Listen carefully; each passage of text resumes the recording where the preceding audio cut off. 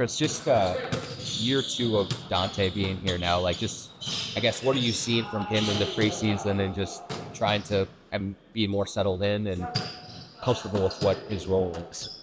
Yeah, just that. I think he's, playing, he's not kind of chasing the game or the opportunities, waiting for things to come to him a little bit more. Defensively, I think he's fully adjusted. He came from a bit of a different scheme. I think at times, like, he kind of got caught unsure what to do defensively last year and resulted in probably a lot of gambles. Like, he's a little bit more solid there. Yeah, it seems like he had a great summer and really good preseason so far, just in his kind of consistency.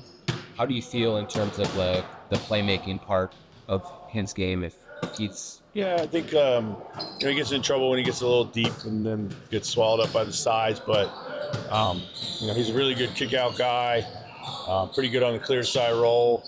As long as we get him in those situations, more, and I think that suits him a little better. Yeah, losses are always motivate guys, but did the manner of the guys lost maybe open some guys' eyes up in terms of what they had to get better at this summer? I don't know. It's a question better suited to them. I think we knew certain things that happened in that series that we had to certainly look to try to counter, and that's been a point of emphasis for us. But it's a little bit more, I think, kind of strategic than it has been emotional. So that hot. You say a guy had a good summer like that. What do you mean by that? How do you define a good summer? Well, first of all, they put the work in. Secondly, they work on the things that are going to apply to their game. You see the early carryover in practice so far, and they did within the concepts so that we need them to really excel in.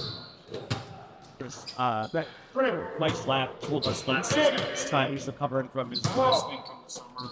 Wondering from your eyes, what was training camp different? Do you see Mike be different this year? I think Mike looked, he had some bumps and bruises, so I think every time he started to get a little bit of a rhythm in camp, he had something pop up, but nothing too concerning. He looks good, and I think sharpness looks good. His shot looks great. So I think last year it was all about his shot. If the shot wasn't there, the wrist I think was pretty prohibitive to the shot. This year, not the case. Yeah, about this compression. Much general excitement is they're just getting into Wednesday after the grind of all these weeks of training camp preseason. There's a lot of excitement. We started looking at some things Portland specific this week, so I think that's got the guys focused in the right direction.